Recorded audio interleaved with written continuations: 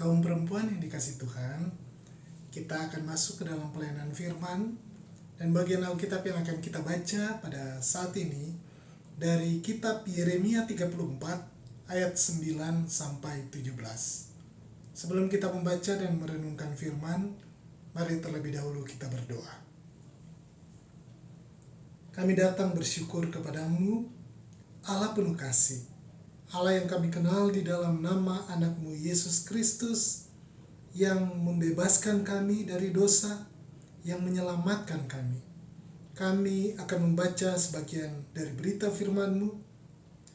Untuk itu kami mohon, biarlah Roh Kudus-Mu yang menolong kami, memampukan kami untuk memahami firman-Mu, dan memampukan kami untuk melakukan di dalam kehidupan kami. Kami juga mau berdoa, Tuhan kiranya yang berkati hamba-Mu dalam segala kelemahan dan keterbatasan, biarlah Roh Kudus-Mu yang menolong dan memampukan hamba-Mu menyampaikan berita firman sesuai dengan kehendak-Mu. Berfirmanlah kepada kami ya Kristus, kami sudah siap untuk mendengarkan. Amin. Yeremia 34 ayat 9 sampai dengan ayatnya yang ke-17 merupakan bagian dari perikop yang berjudul janji kepada budak-budak Ibrani tidak ditepati. Supaya setiap orang melepaskan budaknya bangsa Ibrani, baik laki-laki maupun perempuan, sebagai orang merdeka, sehingga tidak ada seorang pun lagi yang memperbudak seorang Yehuda saudaranya.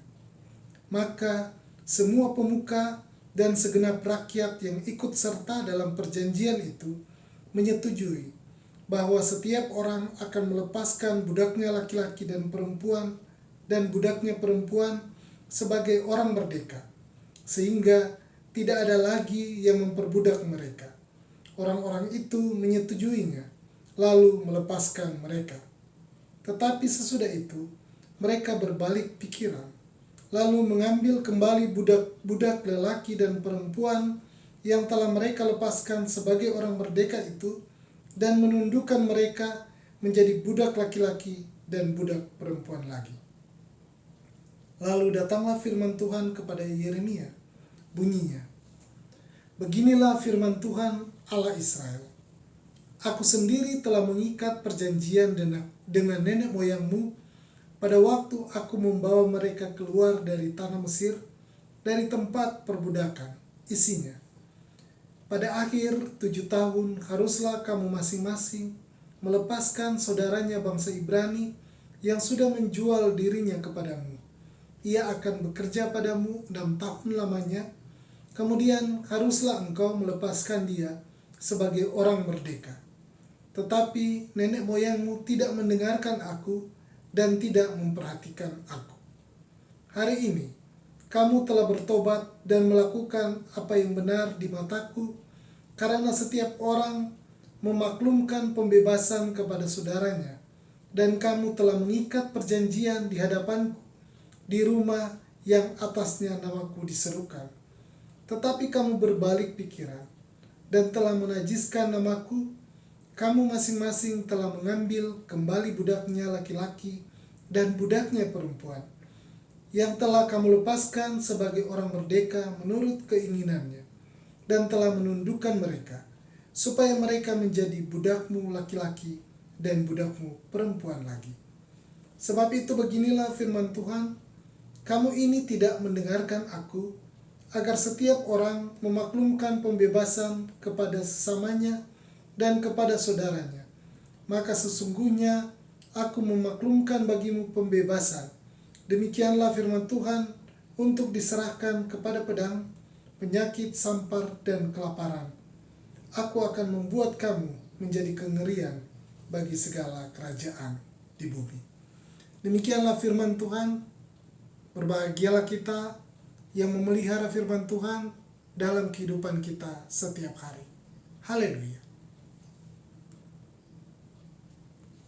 Kaum perempuan yang dikasihi Tuhan, hari ini kita bersama-sama dengan saudara-saudara di seluruh dunia diajak untuk mengenang budak dan penghapusannya. Perdagangan budak dulu sering dilakukan oleh orang-orang yang memiliki kekuasaan tertentu. Karena itu, PBB menetapkan 23 Agustus sebagai hari mengenang perdagangan budak sedunia. Selama lebih dari 400 tahun, sebanyak 15 juta laki-laki, perempuan, dan anak-anak menjadi korban dari perdagangan budak tragis. Salah satu kejadian kelam dalam sejarah manusia. Mungkin di antaranya adalah Olaudah Equiano. Ia adalah seorang mantan budak. Dalam autobiografinya, ia menuturkan kisahnya menjadi seorang budak hingga berjuang membebaskan diri dari perbudakan. Saat berusia 11 tahun, pria yang lahir di provinsi Ebonyi, Nigeria Selatan ini diculik bersama saudari perempuannya. Ia kemudian dijual ke pedagang budak dan dikirim ke Barbados, Virginia. Dijual kepada seorang perwira angkatan laut kerajaan Inggris, yaitu Letnan Michael Pascal. Olaudah Equiano yang kemudian diganti namanya menjadi Gustavus Vassa. Ia juga diajak menjelajah laut selama 8 tahun.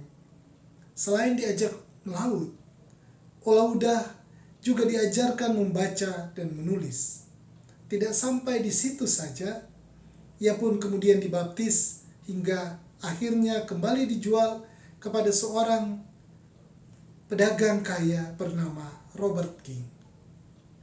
Dengan Robert King, Olaudah Equiano dipekerjakan sebagai pelayan, kelasi, dan tukang cukur. Saat itu, ia juga melakukan pekerjaan lain. Uang yang dihasilkan dikumpulkan untuk memerdekakan dirinya. Setelah berhasil membebaskan dirinya dari perbudakan, Olaudah kemudian mengabdikan dirinya untuk menghapus perbudakan. Olaudah Equiano akhirnya menjadi anggota penting dalam kelompok Sons of Africa yang berjuang membantu memerdekakan kaum kulit hitam yang miskin dan menjadi budak di Amerika dan Inggris.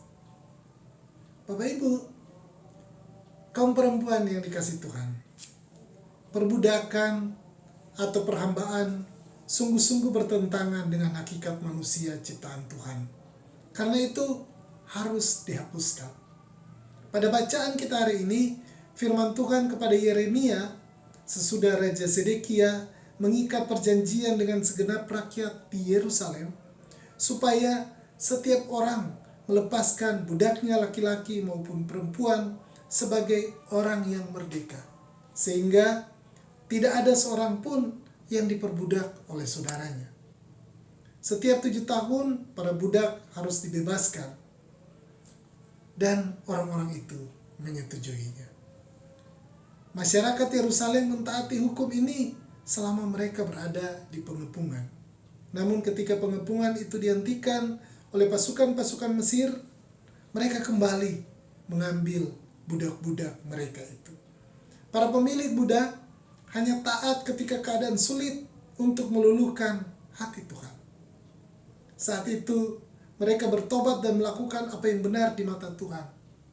Tetapi ketika keadaan membaik, mereka berubah pikiran dan menajiskan nama Tuhan. Akhirnya mereka sendiri yang menjadi hamba-hamba yang diserahkan kepada pedang, penyakit sampar, dan kelaparan. Kondisi mereka lebih mengerikan dari budak-budak yang mereka kuasai. Kaum perempuan yang dikasihi Tuhan, ketika krisis ekonomi dan untuk mempertahankan hidup dapat membuat perempuan jatuh ke dalam perbudakan. Mungkin kita pernah mendengar berita tentang maraknya perdagangan manusia beberapa tahun yang lalu. Korban paling banyak dalam perdagangan manusia adalah perempuan dan anak remaja.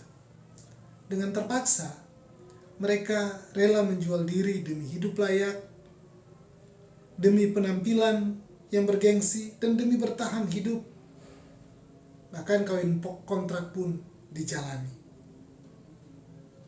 Sesungguhnya manusia adalah ciptaan Tuhan yang paling mulia, tidak boleh diperjualbelikan, tidak boleh diperdagangkan. Segala bentuk perdagangan manusia sama dengan perbudakan. Kekerasan seksual yang berkedok cinta dengan menghilangkan naluri seorang perempuan yang tak berdaya. Situasi ketika seseorang dipaksa bekerja tanpa upah untuk melunasi hutang, anak-anak nikah paksa, perbudakan domestik, dan kerja paksa, lengkap dengan tindak kekerasan yang dirasakan korban. Semua itu sama dengan perbudakan. Tanpa disadari, hal-hal tersebut merupakan kejadian yang sering kita jumpai dalam kehidupan kita setiap hari.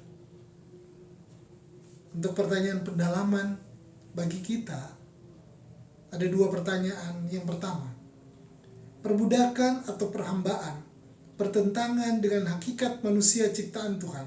Karena itu harus dihapuskan. Perbudakan bentuk apa yang kaum perempuan jumpai dalam kehidupan sehari-hari? Bagaimana menyikapinya? Yang kedua, apa yang kaum perempuan pelajari dari kisah perjuangan Olaudah Equiano yang berjuang membantu memerdekakan kaum kulit hitam yang miskin yang menjadi budak di Amerika dan Inggris? Selamat merenung dan mensharingkan perenungan kita. Tuhan memberkati.